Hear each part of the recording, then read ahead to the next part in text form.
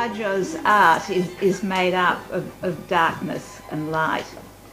His paintings basically are sort of spotlights on episodes of human experiences which suddenly sort of jump out of the canvas. We have these extraordinary moments which are frozen forever, violent moments of people on the brink. Here, this man actually wakes up suddenly to find he's being beheaded, spotlighted. It's a kind of electrifying, hallucinating situation. The second one we have here is a man being murdered, literally murdered. This is, of course, St. Matthew murdered on the steps of the baptismal font. And here we have another person in extraordinary situation, not between life and death, but at the moment of sort of transfiguration, the moment when he is transformed from Saul to St. Paul. So all of these canvases have the darkness which is encroaching. And indeed, Caravaggio's life is very much like his art. It's a life that we know very, very little about, but this most electrifying of artists is extremely mysterious, and in fact, as we'll see, is really the artist as villain, the artist as outsider, the artist as a very dark person. He'll live his life basically as a fugitive, and what we know of him, these flashes that we get of his life, are all taken from transcripts from murder trials, trials about bashing, trials of libel, trials of people being followed and cursed in the street. A most unusual person. So what was it about his art that was so compelling? And this is really what I want to investigate today, and I'm going to really look at the background of Rome, and particularly the Counter-Reformation at the time, which really informs this intense idea of sin, repentance and penance. Now, the darkness and the light wasn't just about using different palettes. There was also in his life this darkness, this sense of being a sinner, someone who is searching for an impossible redemption. And as his art continues, you'll see this more and more. This was one of the paintings that we'll look at when he is on the run after having committed a murder. And in many ways, this is a self-portrait of himself. Goliath is the man who is offering up his head. Now, he was born Michelangelo Merisi, and he takes the name of Caravaggio, is known as Caravaggio, possibly to avoid confusion with the other Michelangelo, Buonarroti, who is so important and with whom he will in some ways become a rival. Now, the name is actually quite important because he was born in this little town of Caravaggio, which is actually halfway between Brescia and Milan, about 40 kilometres from Milan. And he comes from a family, his father is not an architect, but he's someone who's actually in the building industry. He's not from the working class. And on his mother's side, he has a connection with a very, very powerful family, the Colonna. And this is something which is important to remember throughout his life, because this powerful Contessa Colonna will constantly intervene for him and attempt to pull him out of the most difficult circumstances. So he's always going to have powerful people who recognise his talent and will try and get him out of prison. Now, he was born on the day of Michelangelo, the saint, the warrior saint, St. Michael. And for the Colonna, this was important because one of their ancestors had actually pulled off the Battle of Lepanto on the same day. So this is also this kind of almost superstitious connection that they had with this young Michelangelo, who becomes Caravaggio. Now, his beginnings are rather mysterious. He doesn't seem to have an apprenticeship, but all we do know about him is, again, very, very dark, the kind of childhood he had, the plague swept through, and at the age of 5, his father and his grandfather are carried off, some other members of his family, and then when he's teens, his mother dies. So he's not an orphan, but he knows about death and destruction and the horrible times of the plague. And so after having served an apprenticeship, he's going to move to Milan.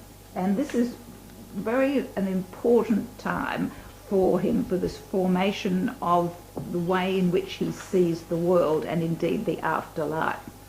Now I need to divert ourselves a little bit here and again talk about the Counter-Reformation.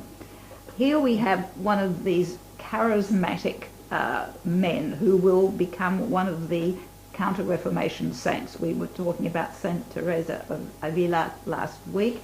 This is San Carlo Borromeo, and you will remember last week we were talking about the little church of San Carlo, built by Borromini, and indeed it's dedicated to Carlo Borromeo. Carlo Borromeo will become a saint in the same year that Caravaggio actually dies. So he's one of these extraordinary people who took part at the Council of Trent. One of his biographers, who was a great admirer of him, said he was energetic, utterly uncompromising and totally humourless, and this was a man who thought he was great. Now, looking at the Counter-Reformation, remember it was refuting the Protestant ideas of only salvation only through faith, only through the Scripture, only through Christ, and only through grace, which meant that the salvation really was based very much on one's interior conscience. Well, Carlo Borromeo thought this was absolute rubbish. What he saw about him was sin, sin, and more sin. Humanity could not make a choice between good and evil because of original sin. And so it was the role of the reborn Catholic Church to bring these hearts and souls back to the Church, to make them be aware of their state of sin and a way of doing penance. And so he is going to go about reforming the Church of Milan, which at the time was under the rule of the Spanish, and he just didn't think the Spanish Inquisition was getting it quite right. So he sets up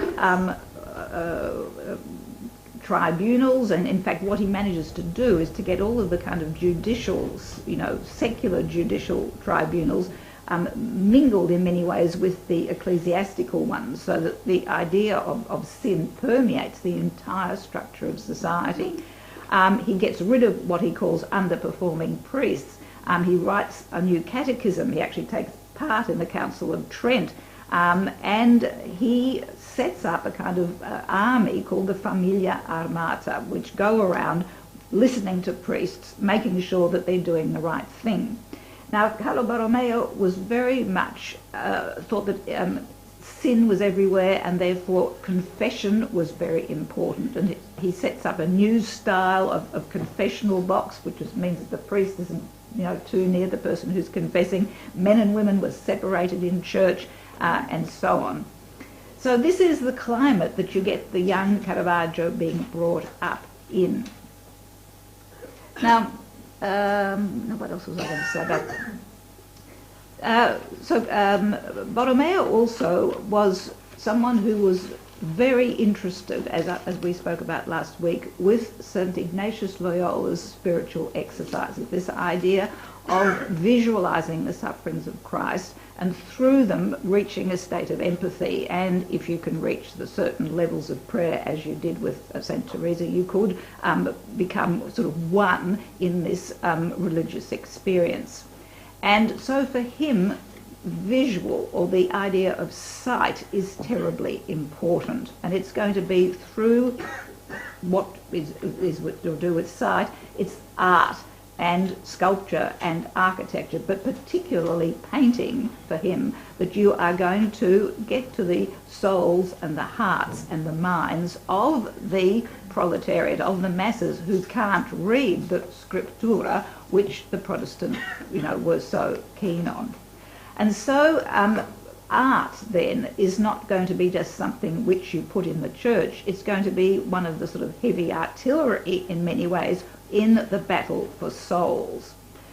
Now, he personally will go around to the churches to make sure that art now is doing the right thing. Now, during the High Renaissance, particularly in the big urban areas around, for example, Venice, Rome, Florence, and even in Milan, the artists had become independent of the church, and much of the Renaissance art was about higher ideals of, looking back at the past, of course, that's what Renaissance means, but also Neo-Platonism and so on.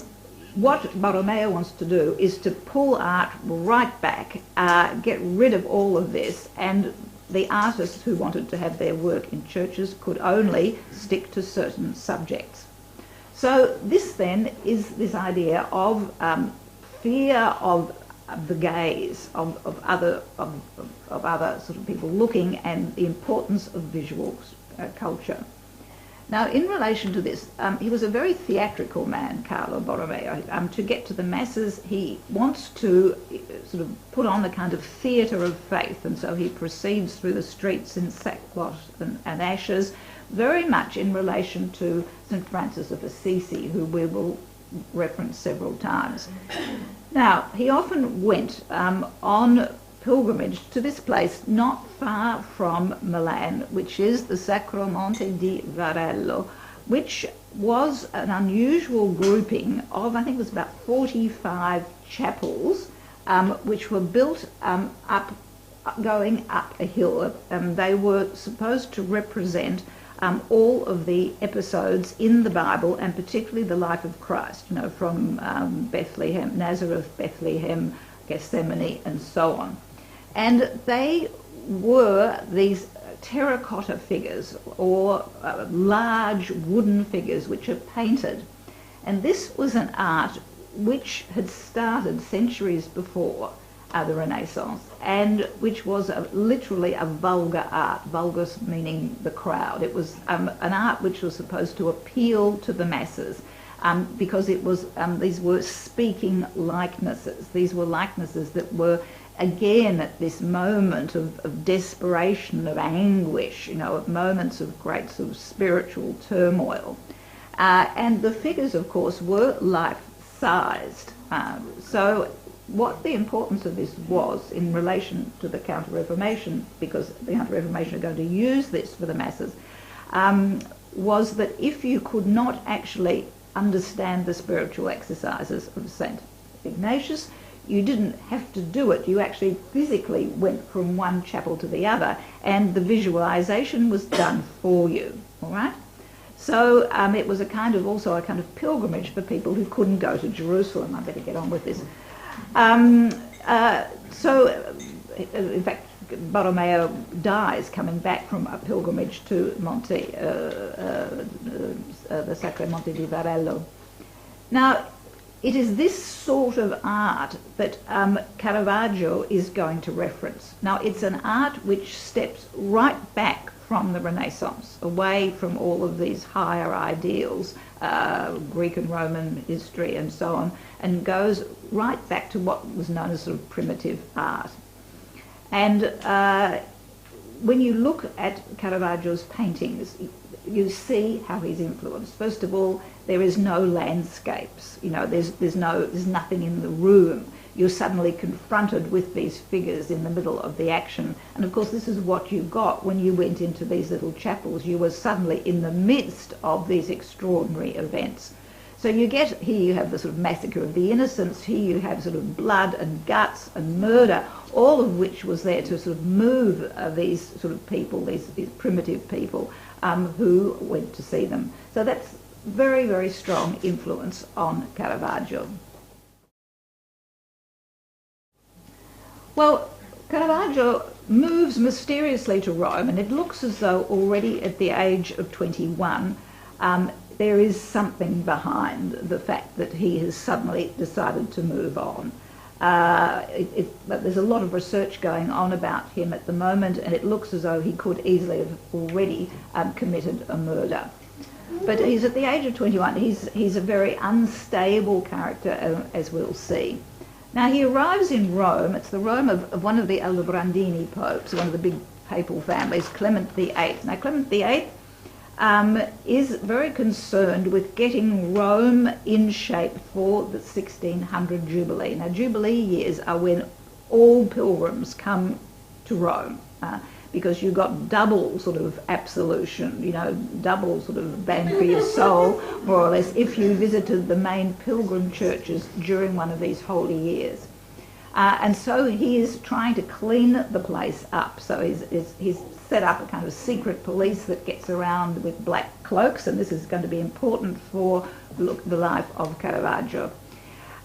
Also, he's someone who's going to strike out any kind of heretics. Here we have the Dominican Bruno Giordano, who's someone who was interested in Copernican theory. He actually sort of put forward the idea that not only was the Earth not the centre of the universe, but every star had its own solar system, and in fact there could be many other worlds like ours. He was also a great mathematician and also someone who worked on systems of memory. In other words, an intellectual and the beginning of science. In other words, dangerous. And this is what you do to these sort of people. You finally burn them at the stake in the Campo dei Fiori. So this is a pope who is clamping down. He has to in many ways, and the Rome that Caravaggio is going to visit is this Rome of the back streets. He's going to arrive in a year where the plague has been through, where there are mercenaries, where the scoundrels, rogues, prostitutes, robbers, beggars, people seeking alms, pilgrims who've been marooned, to jobbing artists. Everyone is coming to Rome for this work on the churches for the Great Jubilee. He's very poor. He will move house 10 times in the first year in this dangerous part just round the back of the Piazza Navona. I just wanted to show you this. Death was everywhere.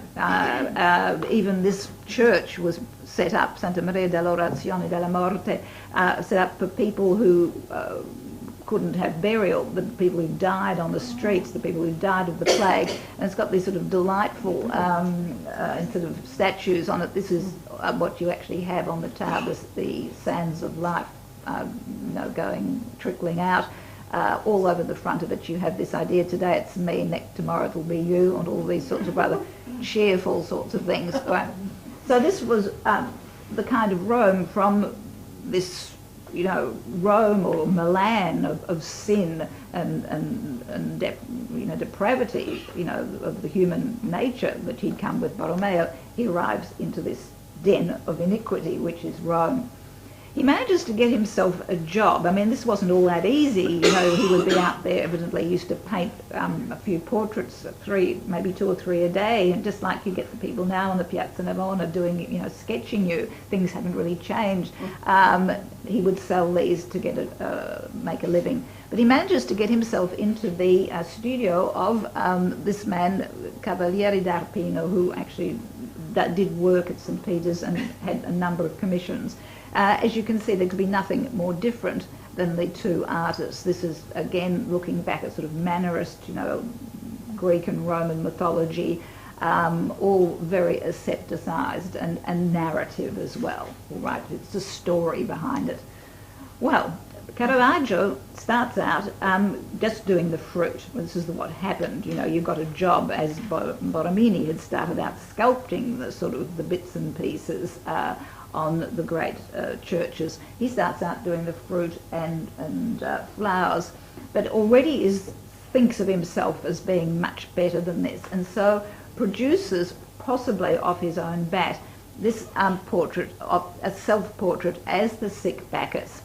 Now, already there's this idea of being crouched right in your face, right? There's this little parapet between us, simply exhibiting his skills as a still life artist, but he's leaning right towards us. You almost can smell his sort of sickly breath as he comes towards us. Now this, instead of the kind of gods that we've just saw with the Cavaliere d'Arpino, here you have Bacchus, who actually was, of course, the god of inspiration and poetry, instead of men being made into gods, you've got a god made into man, and a really seedy, the morning after man at that. So you have, he looks terrible. He looks as though he's been up all night drinking. He's got bags under his eyes. His lips look as though he needs a glass of water. And he's clutching these grapes, which of course the symbol of, you know, inspiration of poetry. But if you look at the grapes, my goodness, they're the sort of stuff that you would have found on the pavement at the Campo dei Fiori market. They're well past their prime, and he's offering it to us with a hand, a greasy paw, which has just dirt under the fingernails. And this dirt is something which is going to be emphasised by Caravaggio. In other words, this is not just, certainly not a god, but not just a man who is godlike, but someone from the masses who's sort of masquerading. All right, so that's his trying to attract customers. Now you have to remember that to be able to get anywhere in Rome, you had to have patrons. Otherwise you were condemned to always painting a few cherries in a bowl. So after that painting, which didn't bring him much success, he now paints something more dramatic. All right, you can see how he's gone from the still life, and even though the fellow's leering, we now go to another Bacchus who is in the midst of action. All right, so we have the same idea of being right in the picture frame. In fact, it looks as though it's almost us that he's recoiling from. Can you see the way this goes right up here? The light is raking light already is used to sort of the emphasis on the horror and the recoil. Now what he is recoiling from is having his finger bitten by a lizard. Now this painting looks on the surface of it to be a kind of pretty boy dressed up who's, you know, accidentally got his finger bitten. Well, there's an awful lot more in it than that, because this painting was done to attract probably the people who were the greatest patrons, in other words, the red hats, the cardinals. So you must have some kind of religious message in the painting. And don't forget that whatever Caravaggio paints, he is a deeply religious man. He's someone who is, throughout his life, haunted by his status as a sinner. One of the few things that we know about him that he actually says, one of his very few quotes, is that he was going into a church and someone said, look, put your finger in the holy water, it will wash away your sins. He said, it won't wash mine away, mana or mortal. All right, so there's this sense of desperation. So what we have here then is what on the surface of it, it looks like a vanitas paintings. Now vanitas paintings, the tradition had started in the north, where you get paintings with fruit, things that relate to the five senses: sight, hearing, smell, touch, taste. All right, well here we have some of these things here, but basically the smell with the flowers, the taste, the touch and so on. But in amongst it, what do you see? You see these little lizards. Now this is this idea that even amongst the most beautiful sensual delights of the world lurks the lizard, which represents the snake of Adam and Eve, in other words representing evil. So the message is, even within the most delightful experience there is this kernel of evil. And of course you can't actually do a snake, so what he has done is this lizard. Of course lizards don't have teeth, but I mean I suppose he didn't know that. But what you have here then is a very fragile vase. Now this, of course, vases like this were terribly precious at the time. So the fact that he actually has this vase is emphasising the fragility of the moment. 1 minute later, crack, it's on the ground, it's gone. All right, the passing of time, the passing of the senses. What you have here, if you look very closely, you actually have a reflection of a window, and I think you can also see a reflection of Caravaggio painting. Yes. However, that's very ephemeral as well. You just need the light to go out, a cloud to go in front of the light, and it's gone. All right, again, the fleeting nature of life. So these flowers, which represent the rose, which represents sort of love, you know, romantic love, and jasmine, which represents desire, all represent the passing of these worldly pleasures. And there's the fact that he's actually got this finger here. A lot of debate has gone on about what he's doing. He's actually got this finger here, which is your, as my daughter says, your rude finger. It was, the Romans actually called it the digitus impudicus, and actually if you did that, it sort of meant, and you did it like that, it actually meant that you were referencing the fact as a homosexual. So people have actually talked about this, and there's an art historian, an English art historian actually, who sort of built up the theory about that Caravaggio was a homosexual, and then the entire sort of art is interpreted around this. He certainly did have proper relationships with young men, but he basically wasn't, and it really doesn't really matter to interpreting his art. All right, he now, this was to attract then, to show to people, A, he can do dramatic acts, B, he can do a portrait, C, he can do fruit, and D, he can get a message across in a subtle way. Well, by now he's left the Cavaliere d'Arpino, who actually really realised that this man was very talented and wasn't going to let him develop very much. So he leaves and works with a kind of an art dealer who lives actually in the street just near the Piazza Navona, where San Luigi dei Francesi, the French church, is going to be, or is. And so this is an ideal place to attract the attention of a well-known cardinal, Francesco Maria del Monte, who lives just opposite and who is known, as the cardinals were, for their interest in art and collecting art. And in fact, this was a man who was extremely sort of interested in music as well, as we'll see. So we now have gone from the dramatic action to now what Caravaggio is going to be known for, these low-life, scenes of low-life action with several figures. Now, this painting, of course, relates to this idea of deceit and betrayal, all right, which is something that's going to be very important in Christian iconography. But it's what he's going to paint best. This is this tavern where he used to hang out with his mates. He actually even had a dog called Crow who he used to get to dance on the table. This was this tavern where he started to get into these beginning of these ghastly fights. There was some waiter who actually gave him some artichokes, and Caravaggio says that they'd done in oil or butter, and the other fellow said, well, you taste them and see. Well, all right. There's a huge fracas. The waiter is almost stabbed in the neck. And so what do we get? We know about this because, of course, it starts appearing in the criminal records, and people, actually witnesses brought in about Caravaggio. It's thought, there's a lot of thought that he was probably schizophrenic and suffered from increasing paranoia as well. And that this, you can understand what actually happens in his life afterwards. Of course, it's all conjecture. Anyway, so what you have here then are three people, which is a well-known trick. This is these scoundrels and rogues who are out to get you in Rome, and in fact they still are there, I can tell you. You have this young, sort of, well-dressed young man who shouldn't be out this late at night, and he's got a pile of money. And this young man here who's really, in many ways, we're on the side of the baddies, all right? He looks just too stupid, whereas this fellow's got this sort of, he's young, he's obviously learning the trade, and he has to do well if he's going to, get them any money from this fellow here.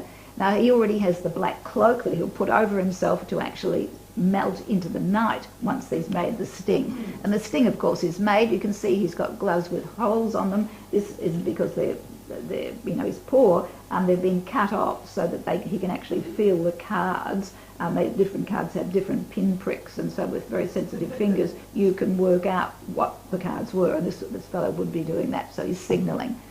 Now, in other words, what we have here then is interest in the poor, interest in the scoundrels, and what is also interesting at the time is that we spoke about it being the Pope, Clement VIII, who was cleaning up Rome. So traditionally in Roman Catholicism there was this idea of St. Francis being the poor man, the identification with Christ, that one should succour the poor, give alms and so on.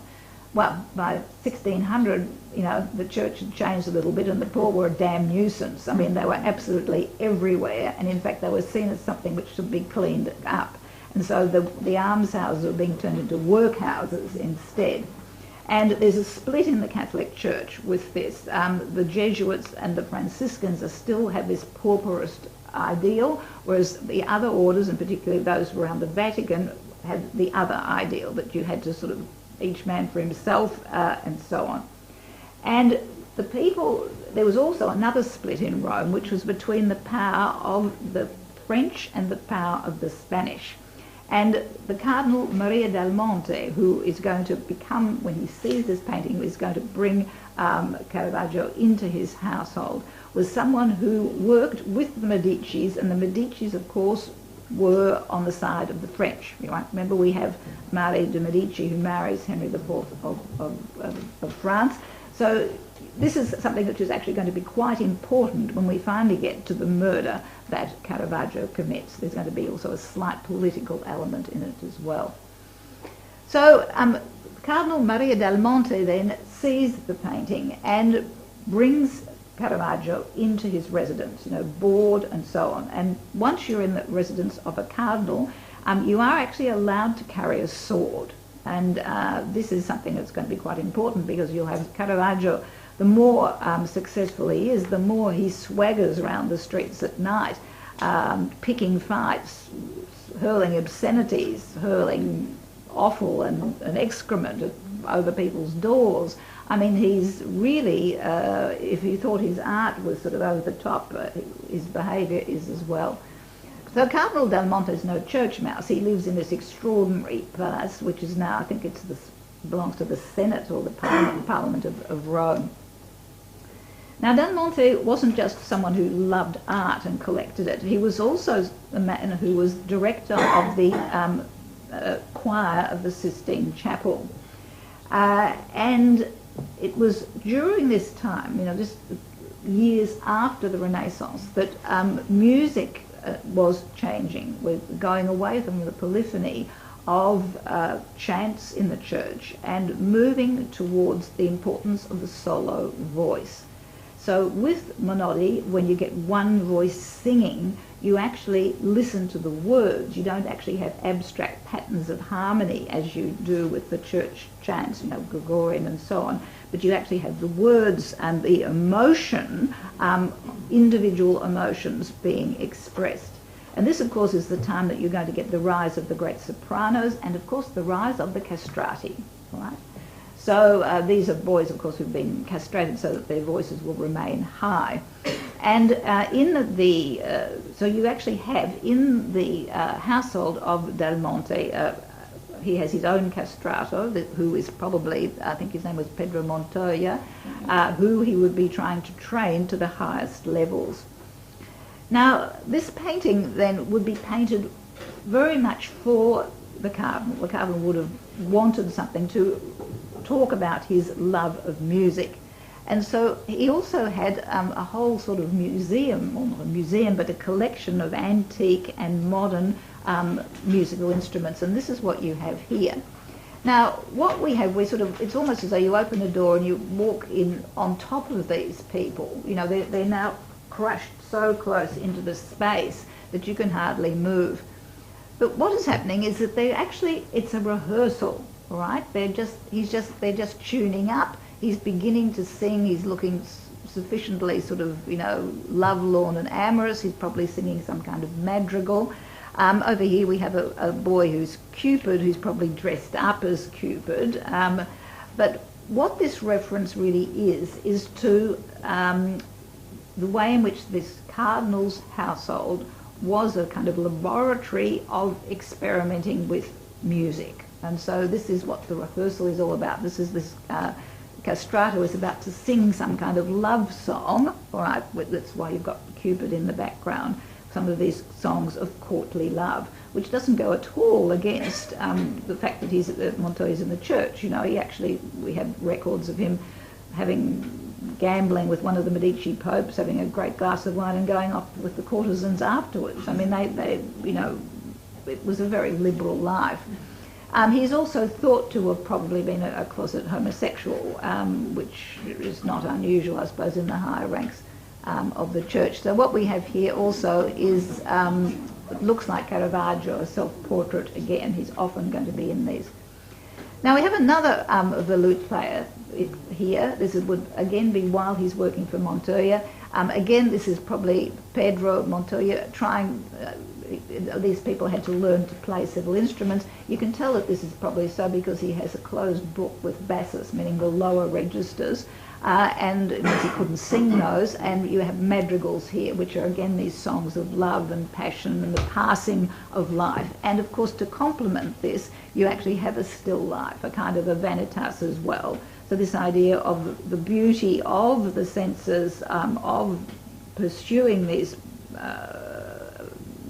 ideas. However, you have to remember that they are as ephemeral as the sound on a violin or a flower which will wilt, or the fruit which will wither.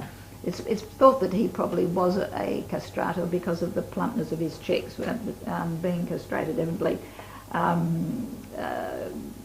doesn't do much for your hormones, and evidently they all sort of had sort of fairly plump, almost girlish cheeks. Well, because he's working for a cardinal, you would expect then that he'll paint not just paintings that, flatter and represent the main passions of the cardinal, but also refer to the religion of his times. And we spoke with Carlo Borromeo about the importance of penance, of redemption from sins, confession, and of course the great saint who is pictured everywhere as the great repentant is of course Mary Magdalene, right? And so here we have a prostitute. Now this is the other thing, it's so amazing that all of these saints and all of these Madonnas that we're going to have are all courtesans or prostitutes with whom he works. Now Mary Magdalene of course is a composition of three different Marys. In the Eastern Church they remain three. In the Roman Catholic Church they've been sort of pushed into one. It's Mary, there is the prostitute, the woman who actually washes his feet, the woman who Jesus loves, and thirdly Mary, who is the mother of Martha and Lazarus. And in that role she actually ends up in the south of France. That's another one of those legends. However, what he has done here, she represents this moment when, as a great sort of courtesan, and she's dressed, by the way, in the 17th century courtesan, and this is to bring the idea that it's all happening now. Faith is now. The great moments of conversion are now. It's not something that happened X number of years ago. We are living the theatre of faith. So she's just thrown away her beads, she's thrown away her pearls, and has let her hair down. She's now sitting, sort of looks as though she's contemplating this idea of cradling Christ, and sort of this idea of being reborn again as a Christian. She has red hair. Red hair, of course, was the colour of prostitutes. They were always supposed to be more lascivious. And, of course, we have here a reference to the ointment that she was supposed to use when she was washing or anointing Christ's feet. It's a very interesting painting. Again, this idea of the light of salvation from above, but it hasn't quite reached her. And, of course, the traditional representation of Mary Magdalene was this old hag, with her hair covering her in rags, in repentance in the desert, whereas this is a lovely young woman who has actually repented. And so you too, lovely young women, can do the same. This is what this art was about. It was going to get you to repentance. It wasn't just something to look at. And this is very interesting in that case. Now remember, Borromeo was interested in the theatre of faith. Well, he looked back to St. Francis again, St. Francis of Assisi, who was the first person to actually create these creches, the living creches with the donkey and everything in it, because he wanted to attract the vulgar herd. He used to process around in sackcloth and ashes. And this is a profoundly sort of moving painting with Caravaggio's tenebrism, with this no distinct, no gradual shading from dark into light. You just suddenly get this angel who is completely lit, and the darkness of St. Francis, who is undergoing an internal transformation. That's why he has his eyes closed. He has meditated, very much like these ideas of St. Ignatius Loyola, he's meditated on the suffering of Christ to the point of empathy where his body actually becomes the kind of theatre of Christ's passion. In other words, this is when he gets the stigmata, right? You know, where the Christ has been nailed and the rest of it. And he becomes the other Christ, right? So this is really the emphasis, the importance of St. Francis in Counter-Reformation Rome. But it's also important because St. Francis, of course, hadn't lived all that long ago. He'd been a couple of centuries before, and he'd actually come up and stayed in Rome. San Francesco in Ripa, which we'll go and see, is where he had his little cell with a nice stone for a cushion and so on, and he actually brought up bits of trees that still grow from the pieces that he brought with him. So there's this presence, but it's also this idea that religion is not just in the past. It is something that has happened in the recent past, and by coming and venerating the relics of these saints, you are part of the continuing story of the Roman Catholic Church, which has started from the Roman catacombs and keeps going. So it's this idea of religion now that Caravaggio is looking at here. But he's chosen the saint who identified the most with the poor, all right? So this is this importance of this particular painting. Now, at the same time, he actually paints an episode out of the Bible where Judith, it's to do with the Jews actually being freed. She goes in and seduces the Holofernes, who's the Assyrian general, and sort of when he wakes up, you know, it's a bit like, what's his name? He has his hair cut. Samson and Delilah, you know, the myth of female evil, you know, basically that's what it is, you know, watch out for them, they'll get you in the end. So this fellow wakes up and has realised he's made a terrible mistake and is about to be beheaded. Now, of course, instead of putting this in a nice Assyrian tent with a few Assyrians with lovely Assyrian, you know, hats on, no, what we have is basically, it looks as though it's in a low-life Roman brothel. All right, with this sort of rather gaudy sort of curtains. And this old woman here looks very much like one of the servants in one of the brothels. And Judith sort of, you know, there's a slight eroticism in it. She has her nipples are quite sort of taut, you know, as she slices his head off. And you're going to get this violence, you know, this moment between life and death where he's not quite dead. And this is what Caravaggio manages to depict, that extraordinary moment between the two states, and just also the state between, as we saw with St. Francis, between being in a human state and in the divine state of ecstasy. I just wanted to just quickly show you this. Of course, he also did portraits, and this is a fairly conventional portrait of none other than Maffeo Barberini, remember, who becomes the Barberini Pope, who will be the great patron of Bernini. I just thought it was sort of interesting to connect them.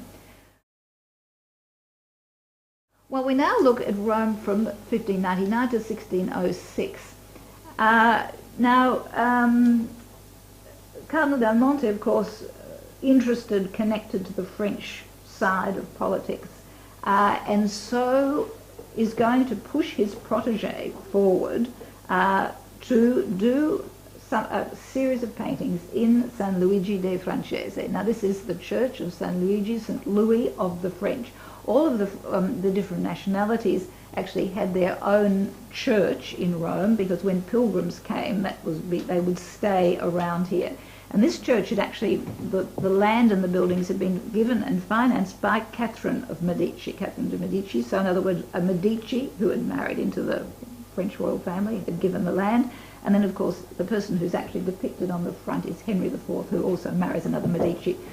So this is why you actually get Caravaggio painting in a French church. It was a fascinating place. Now, there is a chapel there.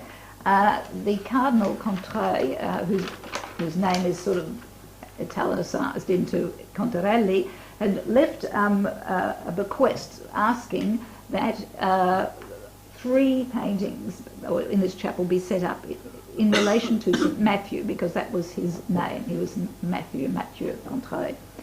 And the commission for the 2 side paintings is given to Caravaggio. Now, this is a massive commission. He has, as you've seen before, he only has done 2 or 3 figures, but now he's asked to do actually a fresco, which is something that he hadn't done, and also a huge number of figures in action. So this is a huge challenge and a big leap forward.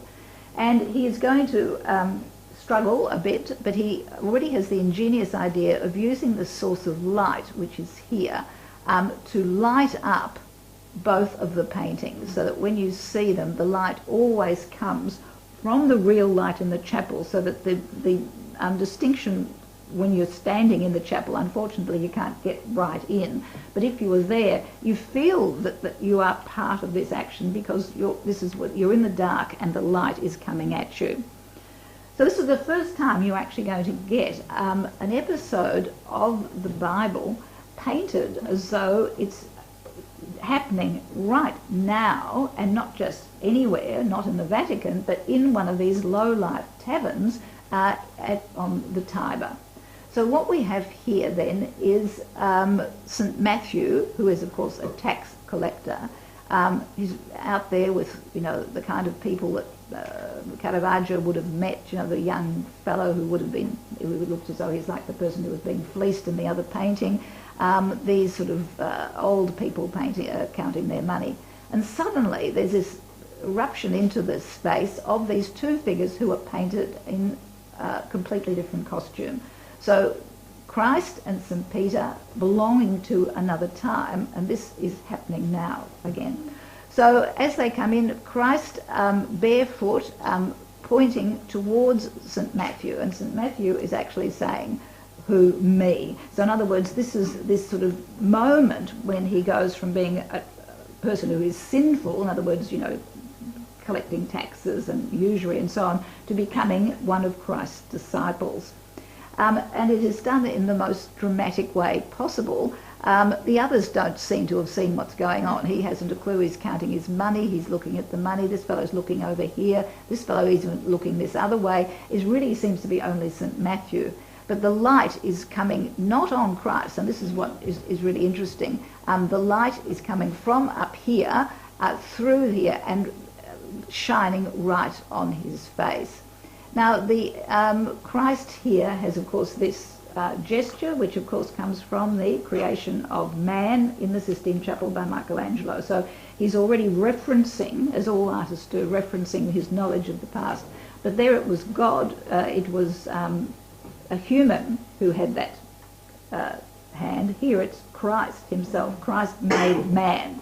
All right, so this is, again, there's that sort of reference to the actuality of the miracle of St Matthew. So what you have up here, of course, is not just a window, but, of course, reference finally to the crucifixion as well. So it's a powerful message of faith actually happening now. I just want to give you some close-ups of these people. Close-up of Christ. You see the halo is just a tiny, tiny light to actually distinguish him from St Peter. And St Peter, of course, looks like a bit of a clod, you know what I mean? The disciples are all shown as men, not men of the world. They're not these people who are in the cardinal's elite, but people of the street who have been called to the faith. Now, on the other wall, we have the Martyrdom of St Matthew, and this caused Caravaggio quite a bit of difficulty, and so it's why he did the other one first. And finally, he comes up with a scenario of something he does best, and what's that? It's street fighting, all right? It's a man being knocked down and killed in the streets. He's used to seeing these bravos in the groups that he goes around with his sword. He's used to this sort of thing, and so he does the martyrdom as some kind of fellow who's jumping up and knifing, as we'll see later, as he does himself, knifing poor St Matthew as he's about to baptise some non-believers. And in fact, the treachery in it is that the assassin has been disguising himself as someone who is about to be baptised. So the light isn't actually on St Matthew, is it, very much? It's actually on the sinner. And I think that is extremely important. And he reaches down, grabs the fellow's hand, and he's about to deliver the coup de grace. And you can actually see Caravaggio knows how to fight. He knows how to use a dagger. So everything swirls around the central figures, and it looked at, can you see how it refers in many ways to those figures in the Sacramonte di Varello, those screaming, yelling, large-sized pottery figures are doing the same thing here. And over here in the background, you've got an angel coming down, giving him the martyr's wand, and he falls down the steps. And in fact, in Milan, people used to be baptised by immersion, whereas the Romans couldn't quite understand it. People weren't baptised that way in Rome. And in fact, he's recalling his baptism experiences when he's in Milan. That's why he's falling down into the baptismal pool, all right? And so there's this idea of rebirth. Death and rebirth are actually in this painting. He will be reborn as a martyr as he goes through the baptism of death. And in the background, you see wonderful screaming and yelling, frozen screams. That, it's just that moment when everything's happening. And running away, as he will run always, is Caravaggio himself looking back. As you can you see him here? Just over there. And he's lit as well. So he's practically always in the painting, but usually as a sinner. All right, now he was then asked to do the central piece. It originally had to be done by a sculptor who'd given some ghastly conventional piece, and so they gave the commission of the central piece to Caravaggio, which was St Matthew actually writing the Gospel. And St Matthew is very important, actually, because he's the first one who actually speaks about the genealogy of Christ. And so he depicted him, and this painting is going to be rejected and will go into a private collection. Someone, the Giustiniani, will buy it. St Matthew is shown as an absolute clod, a very common man, a working man, whose foot is actually protruding right onto the altar.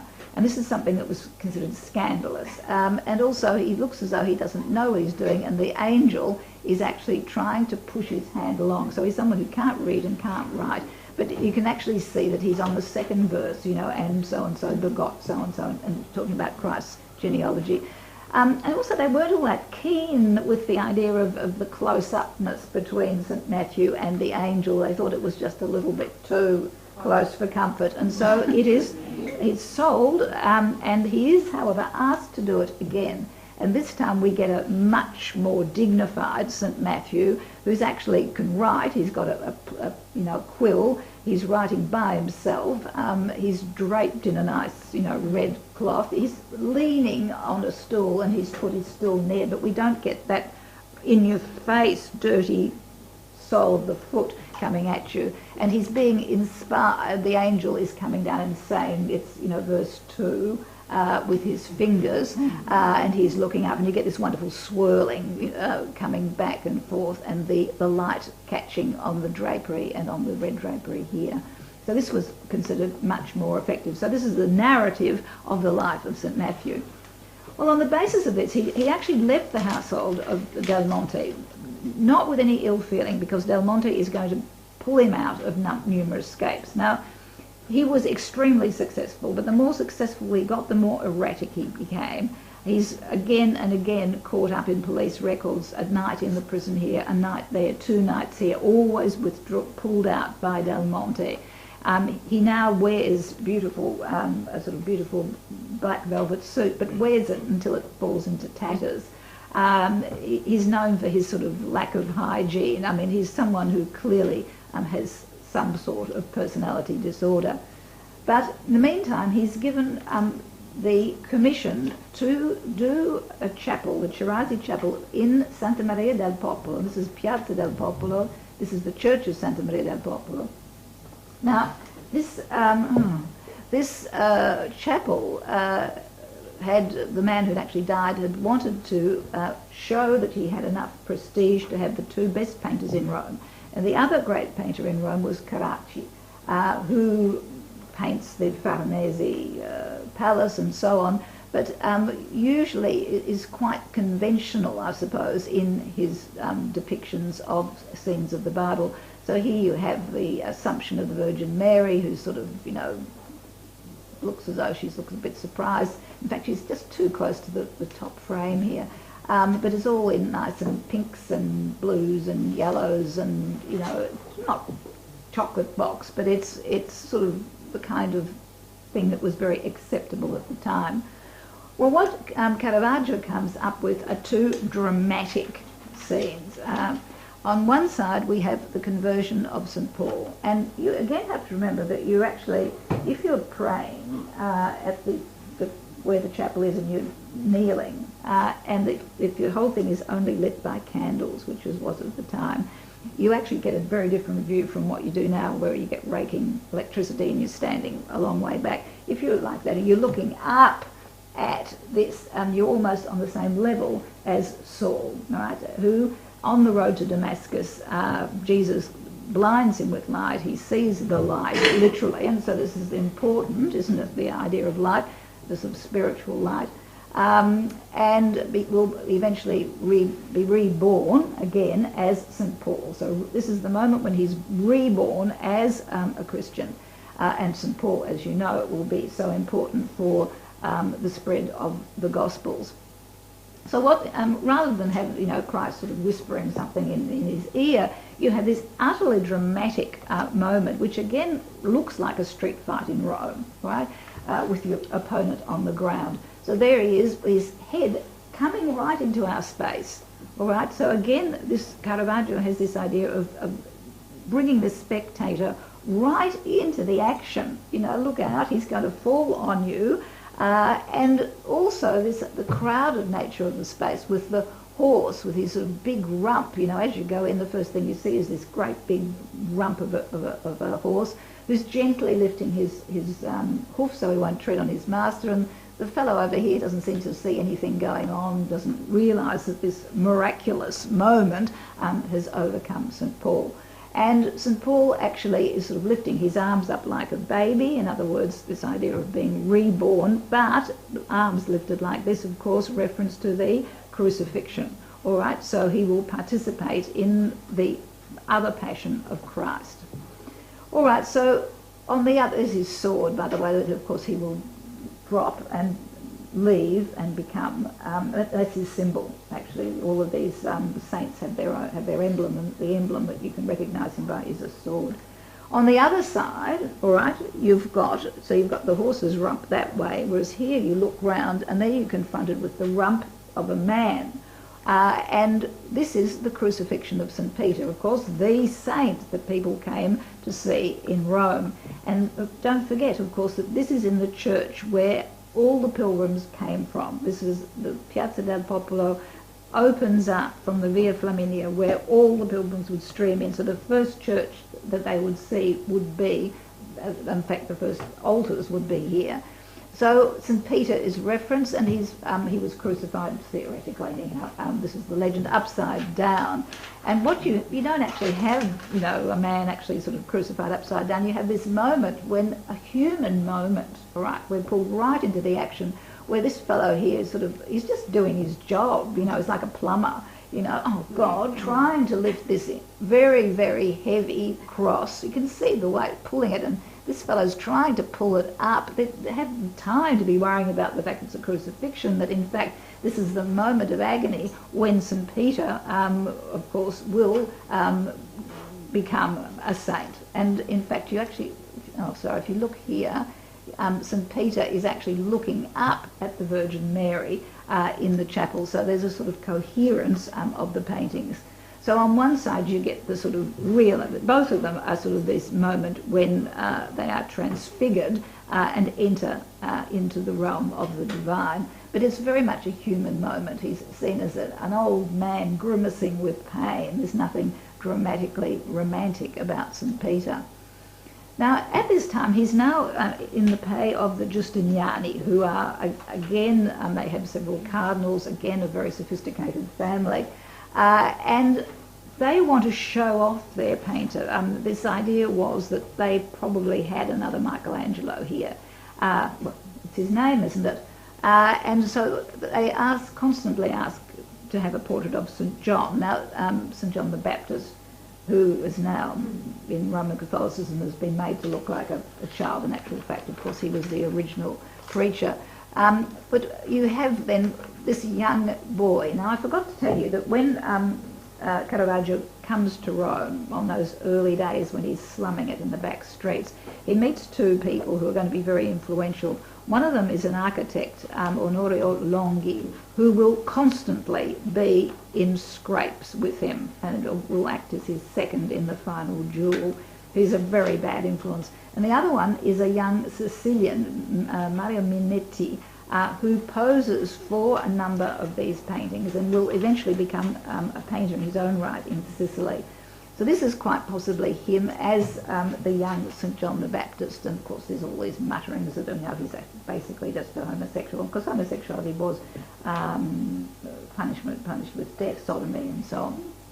Anyhow, what he's actually done here is very clever. So you've got St. John as a young man, right, and later we'll look at St. John as he's beheaded, but he has taken his inspiration from Michelangelo's Ignudo in the Sistine Chapel. All around the edge of the Sistine Chapel you have these references to the Golden Age, which is going to be, the Second Coming and so on. And you can see very clearly he has actually taken on Michelangelo. Do you know what I mean? This is what he would... People at the time, the conoscenti of the time, would have realised that this was being done. He also, at this time, does the taking of Christ. By now, you will notice that the picture plane is even more crowded, all right? It's completely cut off, all right? You've only got sort of torsos, basically, and you have the darkness and the light. You get the light raking in on Christ's face, this sort of very sensitive, suffering face with sort of renunciation in the hands, there's light falling on his hands. And on the other side, you've got the soldiers done up in armour, so they actually look utterly inhuman. They look like beetles. It's just very much like that, a kind of a cockroach putting their hand on Jesus. Judas here, even as he kisses, and this is this moment, again, this one moment, even as he kisses Jesus to show these people who it is who they should take into custody, there's this sense of horror, and he's looking away. He's not looking at Jesus, he's looking away, and almost his suicide is basically in his eyes. Now, I just want to mention very quickly that we have this man over here with light on his face trying to shine a light on the scene, and of course it is another self-portrait of Caravaggio, the sinner, trying to see the light. Now, there's a lot of controversy about how Caravaggio painted. Very briefly, he doesn't use underdrawing at all. He paints directly onto the canvas, and there's been a lot of interest in how he did it. And in one of his studios, when he actually is on the run, the landlord takes him to court in absentia because she's ruined the place. He's actually put holes in the ceiling.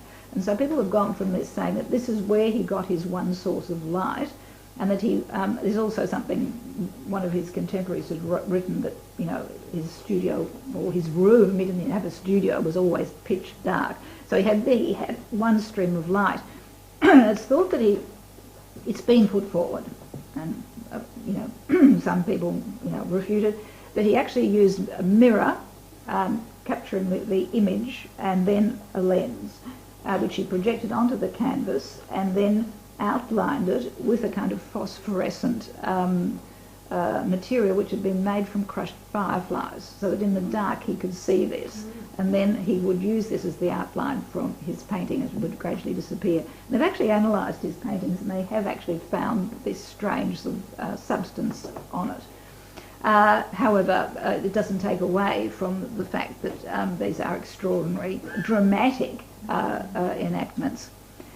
He's asked at the time by his patrons the Giustiniani, to do this portrait of the victory of love. Now, here you get the fellow who is the same one, who's actually, this young boy is going to travel with him throughout the rest when he's on the run.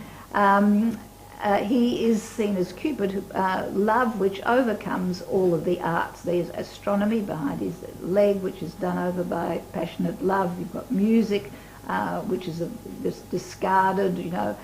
You've got architecture and mathematics, which are also chucked away. You've got earthly ideals of the crown and so on. All of this love overcomes all of these things.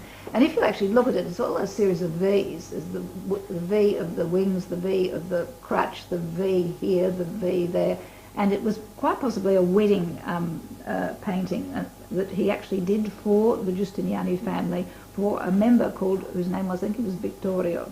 And this was popular at the time, that when people were married, they actually had on the wall a painting of what they were supposed to do, more or less, because marriages were for the procreation of the next generation and to make sure that the money and the titles stayed in the family.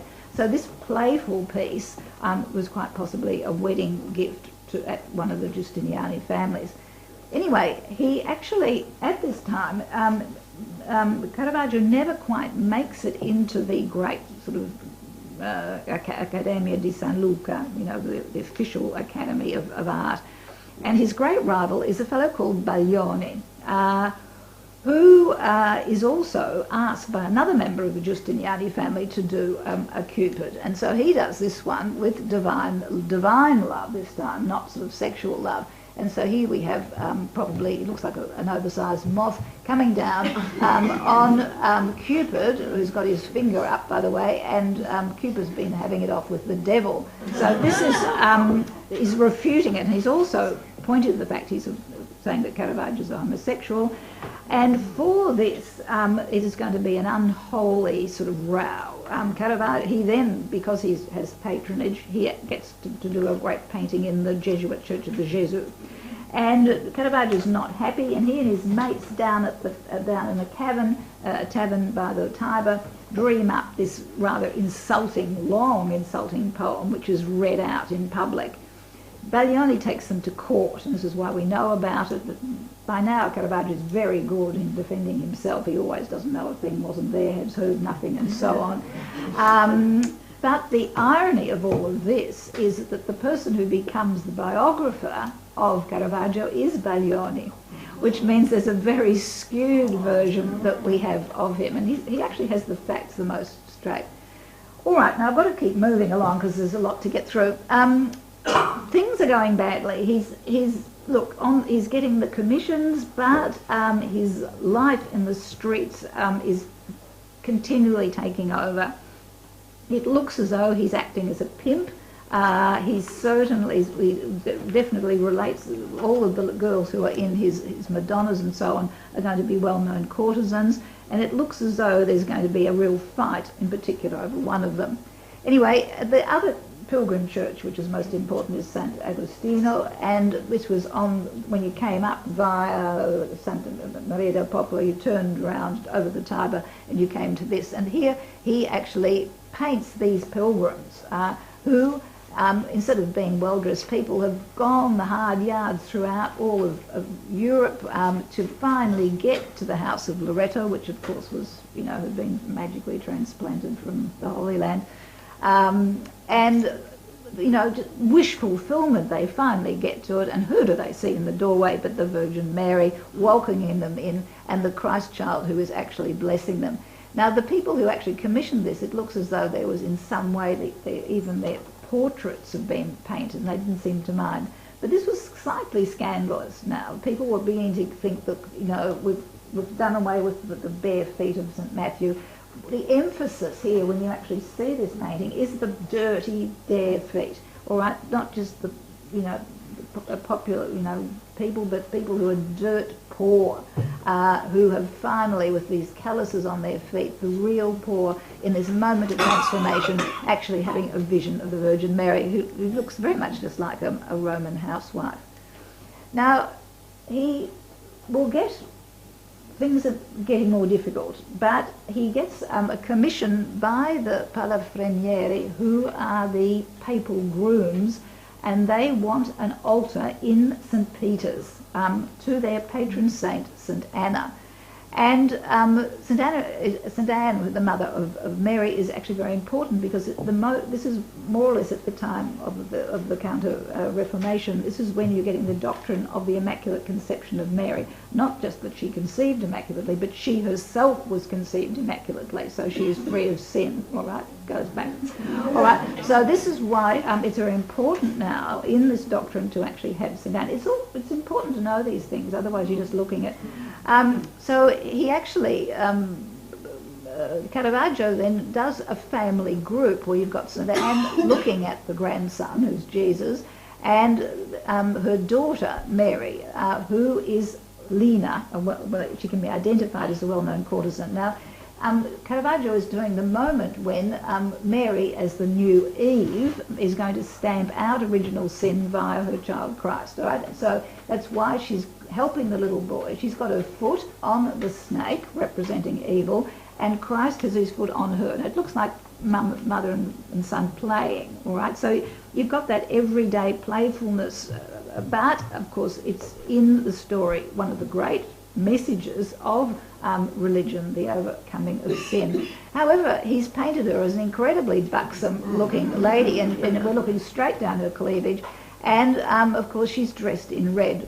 The moment it's put up, the Palafrenieri come in and are horrified, and the next day it's taken down, and it is immediately snavelled up by our friend Scipio Borghese, who in his gallery has 4 or 5, in fact will do anything to get his hands on a Caravaggio. So things aren't too good, but he is given one last commission in Rome, and that is in Trastevere across the Tiber, where he is asked to do the Death of the Virgin for Santa Maria della Scala. And unfortunately, it is a great piece. He's now beginning to do pieces that are much bigger. Have you noticed that there's much, he realises he has to sort of make it grandiose in the Baroque style with the sort of curtains. But the problem is, of course, that really basically the Virgin wasn't supposed to die. She was supposed to go to sleep. And what he's done is he's given an utterly dead body. And in fact, word went around that he'd actually painted a prostitute who had drowned in the Tiber and pulled her out and painted her. So you get this bloated body with her bodice half undone, the feet sticking out. Rigor mortis is just about to set in. So you've got Mary as a real woman dying, all right? And around it you get this incredible grief of these people rubbing, St. Peter rubbing his eyes, this other man so overcome, and these are old men now, the disciples who are thinking about the miracle of Jesus, and her hand is sort of on her stomach in a strange sort of way with her fingers. Her fingers have obviously been clearly a dead hand, do you know what I mean? And obviously here's Mary Magdalene in the foreground lamenting, and there's this dead hand of Mary. So it was beginning to be against church doctrine. It was all too real, and recognising the courtesan was just too much. So it was again taken down. And it's this time that he is going to, reel out, I suppose, with the disappointment of losing these commissions, of having them taken down. I mean, out of St. Peter's, that's as bad as it can possibly get. Where he is going to take place in a fight. Now, throughout all of these times and paintings that I've been talking about, he's had this other life at night, roaming the streets in a black cloak with his friend Onorio Luonghi and a group of thugs. And it seems as though he had a particular problem with this other group of thugs, whose leader was Ranuccio Tomasini, vaguely allied to the Spanish group. Anyway, it looks as though it was an argument over a prostitute, Filidi Malandroni perhaps, or over territory. Maybe he was pimping and there was this problem between them, but they'd certainly clashed before in fights and had to be separated. Now, the fight takes place on the tennis court, this old sort of royal tennis, but it's nothing to do with the tennis court fight. The idea is It was, you know, in traditional sort of history, you talk about that he had a fight over tennis. Well, I mean, you know, the reason that the tennis fight was being kept up is because you weren't allowed to duel in Rome. The Rome of St. Clement, he had cut down on people duelling, particularly the aristocracy, and you would have gone to the galleys had you admitted that you were duelling. So therefore they kept up the pretense, both sides, even years afterwards, that it had been a fight over tennis. It took place on the tennis court, and clearly it was a sword fight between Ranuccio Tommasini and Caravaggio. And Caravaggio, now with his seconds, Longhi, Caravaggio actually gets Ranuccio down, and it looks as though he was not trying to kill him but to castrate him. And his sword slips and actually cuts one of the arteries. Is it the femoral? What? Femoral artery, and the fellow starts to bleed to death. Caravaggio himself is very badly wounded, and one of his second actually steps in to get him away, and he flees, and he's on the run. Tommasini will die, and the rest of the people who take part in the duel disappear into the night. I think there's only one of them who's finally brought up before the tribunal, and then he saw it was over tennis. All right, so he's now has a bando capitale, which means he has a price on his head, and anyone who wants to kill him can kill him. So he's on the run, and he is now going to go into the hills of Rome, and he goes to Zagarola, which is the headquarters, or where the Colonna family had a sort of a safe house or a safe palace, and this is here, and this is where their house is. This is here now. So they protected him again. All right. So the Del Monte, the cardinals, got him out of the scope in Rome. It's going to be the Colonna that look after him, and it's when he's there that he's going to paint his David and Goliath, hoping in many ways that he has this great cardinal, Scipio Borghese, who wants his art. And if he offers him his head in a painting, maybe this will be enough for a papal pardon. Right? And Borghese will be working behind the scenes all of the time that he's on the run to try and get this papal pardon. So there he has this moment again of you know, in fact it's not really a moment of action. It's David has a kind of melancholy look on his face, and you have the head, which is a self-portrait of Caravaggio, between life and death. One eye's dead and the other one's still alive, you know, recognising the fact that he is a sinner. And on the sword, you can't see it, but it's got humility written on it as well. He goes down to Naples. Now, Naples at the time, in the 17th century, was probably the biggest city in Europe. It was under the sway of the Spanish, and the Spanish had impoverished this area. They'd they had to crush the local aristocracy, and so had sort of more or less bought over their land and tamed them, but it meant that you now had extraordinary poverty throughout Sicily. One of the reasons you get the birth of the pizza is that there's nothing else to eat except flour, and flour had been subsidised by the city of Naples because people were starving, which meant that more people came in. All right, so you've got a teeming metropolis, which is still a very dangerous place, as you know, with the, well, I can never pronounce it, the equivalent of the mafia and so on, but all of the people come to live here, and all of the buildings go right up high, so you get these central streets which are very, very dark.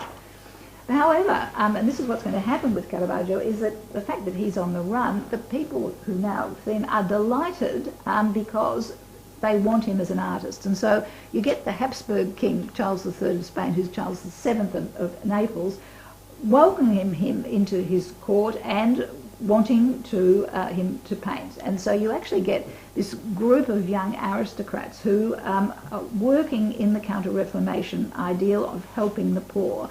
And they found a church, the Pio Monte della Misericordia, the pious mountain of mercy, and asked and commissioned Caravaggio to do this painting for him, which are the 7 acts of mercy. Now this is very much this tenebrism, you know, this light emerging from the dark, as you can see, which sort of characterises his work from now on. and is very influential. Naples is at the centre between the art of Italy and the art of Spain, and you're going to get this Zuber and Ribera and so on are going to be work on this in this way.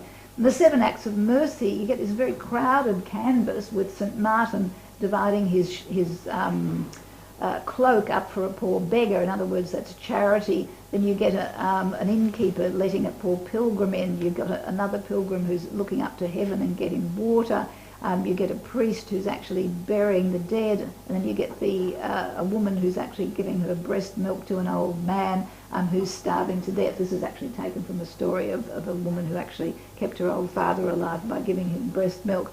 And so you get Mary whirling down on an angel above these 7 acts of mercy. And this St. Martin here would reference the young aristocrats who were in the forefront, the 7 of them who were setting up this charitable organisation. But by having sort of people of the present time and St. Martin there, it's again this idea of all of the history of the Catholic Church is all happening now. And in fact, the church is rebuilt around this altarpiece. So this is how important he seemed. I just want to give you Zuberan and his St. Francis playing, which is about 20 years later. But of course, the same is austere Counter-Reformation spirituality, but also this influence of the light and the dark, which comes from Caravaggio. Well, he goes then, for some reason, he doesn't feel safe in Naples. Quite possibly because the Tommasini are still after him, maybe not, but it's strange that he manages to get across to Malta. Now, there are 2 reasons. His escape to Malta would have been facilitated by the Colonna family. The Contessa's son was in charge of the fleet of St. John of Jerusalem. And so this would be a connection. Now, the other reason is that Caravaggio always had this idea that he was someone above the kind of status that he was in. He was a galantuomo. Often he used to get in fights if people had slighted his honour. And so the only way he could actually become a real knight is by entering the Order of St. John of Jerusalem, who had ended up out of the Holy Land, out of Rhodes, and finally had been given the island of Malta, which they had built as a formidable fortress to defend Europe from the Muslims.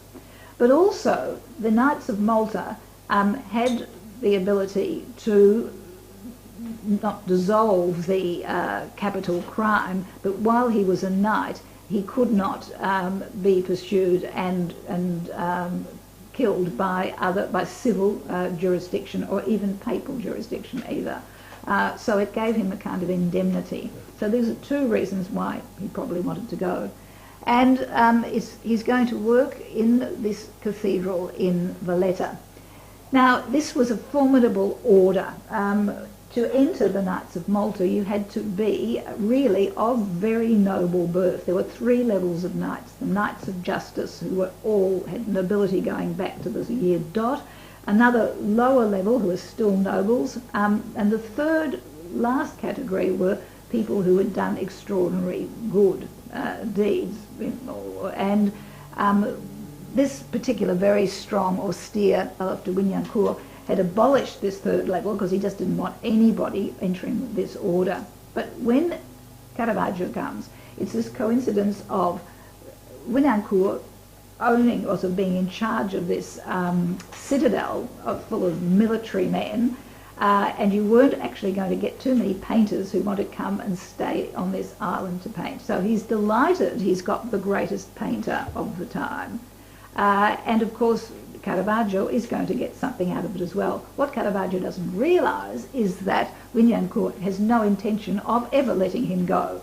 You see, Caravaggio has the idea that he'll go there, become a Knight of Malta, and then work his way back up to Rome and continue. He's going to be stuck on the island as a knight. And there's iron discipline. You could do what you like. You could carry on with courtesans so long as you didn't do it in public place. There was no brawling, nothing like that. If you were caught even wearing your white cross the wrong way, you'd be put in the dungeon, you'd be whipped. It was very, very strict. So Vignancourt, Caravaggio actually does the portrait of this strict old man, and he's delighted. And then he commissions from Caravaggio this great painting, which is in the church of the co-cathedral of St. John the Baptist, right, who's their patron saint. And it would be in front of this painting, I'll just show you back here, that all of the novices would be instructed and initiated into the order. So it was really in many ways a kind of a warning to them about what could happen to them as a knight, you know, that they could end up dying like St. John in a ghastly prison, you know, with your head cut off by an infidel, because it was, after all, the soldiers of the Christian church. So what he has, instead of usually when you have the beheading of St. John the Baptist, you have Salome. You know the story how Salome was told to dance by her mother in front of Herodia, and Herodias, of course, was enchanted by the dancing and was to ask her what she wanted, and she was to say, you know, I want the head of St. John the Baptist. We don't get all that pretty stuff. We don't get all that story. All you get is this butchery, and that's exactly what it is, in a dark, cold prison where the people have come out and say, okay, she's done it, off with his head, right? And you have this executioner it's actually at the moment when he's cut his head, but he actually hasn't cut it properly, and he's actually pulling out a dagger from behind his back to actually slice the bit of skin which will keep the head on. And you've got this girl here who's sort of trying not to vomit, putting down the basin. The fellow's saying, put it in there, and this other woman is sort of represents Christianity, sort of the horror of the whole thing. And there you get these prisoners there thinking, you know, this idea that we saw on the outside of the church, you know, today you, tomorrow me, this idea that we're all going to go that way. But it's not an asceticised death or the death of a saint. It's some poor wretch being beheaded like a chicken or a cow in an abattoir. And Caravaggio writes his name in blood, and he writes his name as Michelangelo Merisi, not, you know, brother Michelangelo. Well, whatever happens, it's not good. For a couple of months, in fact, even the painting hasn't even been unveiled when Caravaggio obviously gets involved in some kind of ruckus with one of the knights who is 2 ranks above him, obviously sensitive to his honour again. And something happens. We don't know what it is, we can only guess. And he's put in the dungeon. And they know the dungeon he's put in is about 11 feet down. How do you escape from there? Well, it'd be almost impossible because you have to get out of the dungeon. Then, of course, you've got to go scale down those sheer cliffs that you saw before. And then, of course, he couldn't get a boat to go straight across the straits because he'd be seen, so he had to swim all the way to the other side and then get a boat, and then turns up in Sicily. So clearly he was aided, but again, we don't know who. He then comes into Sicily, and I have to be quick here. He will paint in Palermo, in Syracuse. He is again sought after, and he's looked after now by his friend who he came to Rome with, Miniti. Remember Mario Miniti, who's actually quite influential in still getting him some commissions. He gets up to Palermo. Things seem to be okay. It doesn't look as though the knights have come after him. In fact, he's probably now again back in the house of the Colonna, who actually have a house also in Sicily. So it looks as though the Colonna are still trying to smooth things over for him with his flight from the knights. However, he still has, since he's no longer a knight, he's been defrocked. In fact, poor old Vignancourt couldn't even unveil the painting. I mean, he had the painter in the dungeon. He's now got a bando capitale still on his head with the Tommasini after him. He's now theoretically being pursued by the Knights of Malta, who have a great presence in Sicily. Anyway, he gets a few commissions and he's feeling confident enough, goes down to this ghastly tavern, the Cirillo, down in this sort of rather ghastly part. And it's known for being a dive, a homosexual meeting place. And as he comes out, he is beset upon by 4 men, and he's cut. His face is cut. Now remember we talked about this fregio, you know, this honour defacing, and he's left for dead. And he stumbles back and is in a very, very bad way. Now, before we look at his last painting, who was it who was after him? Well, it looks as though, I mean, when you actually go back to look at the records in the archives of St. John of Jerusalem, the pages that refer to the fight, or whatever it is, have been pasted over. So there is no reference to him as a victim, and there's no reference, at least to the victim who he assaulted, and there's no reference to him. So it's remained a mystery for years. Who was it? However, the man who we now know he assaulted, I think it was the Count of Varatz or some name like that, disappeared from the island at the same time as Caravaggio did. So it now looks as though it was he and his henchmen who pursued Caravaggio, because the slashing of the face is an honour crime. The people from the north, paying an eye for an eye, wouldn't want to slash his face. They'd want to kill him, okay? The knights would have wanted him back to be tried in Malta. It clearly is something else. And just quite recently, a scholar has had the idea of doing X-ray work on this paper, and the name of this particular count comes up. So this was this attempt to actually annihilate the whole thing from the records of the knights. But you can actually see in this last painting how hurt he is. He can't paint properly, he can't hold the brush. He's now he's using stock figures. They're huge figures because he can't actually do the details. And in fact he is extremely wounded, and probably he also is suffering from syphilis, I mean all of these other things. Now from Palermo he realises that he has to try and get back to Rome. There's word has come for him that Scipio Borghese is trying to arrange a pardon, and so he puts some of his paintings in a boat and sets out to Porto Ercole on this felucca boat. Now, the boat actually comes to port, a small port, before it gets here, and for some unknown reason, either a mistaken identity or he ends up getting in a scuffle with the people at customs, he's put into prison. And he's there for at least 2 days before he can buy his way out. And when he comes out, the boat has gone with his paintings. Now, this, of course, is all he has, and this was going to be how he was going to get his pardon.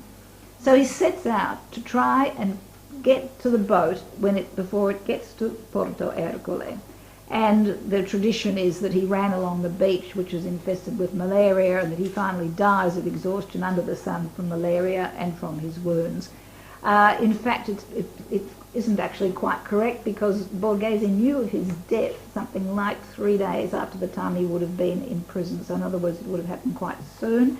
And it looks as though he actually got on rode postilion on a horse up to Porto Ercole, but there either had a heart attack or died of exhaustion. But that is where he ends, and he's buried in an unknown grave. So really, basically, this then has been the story of the most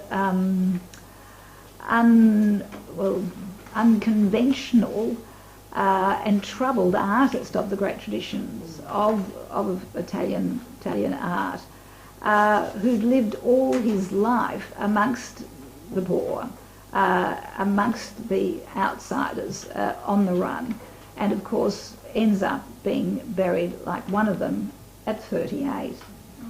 But as a postscript, he was someone who never had any formation. He was totally unconventional. He had no apprenticeship. He didn't really have the normal kind of patronage, and he didn't even paint in the way that people usually expected. He didn't have a studio. He didn't have students. But his art was so compelling that it can be looked at as having inspired many of these processional figures in Spain. As we saw, he was at the crossroads. Rubens, of course, is going to be inspired by him, and closer to us, Géricault with his Raft of the Medusa, and even closer, if any of you have seen Martin Scorsese in Mean Street, Or if you look at the cinematic work of Fellini's Roma, for example, you can see the inspiration of this most unusual tragic figure. Thank you.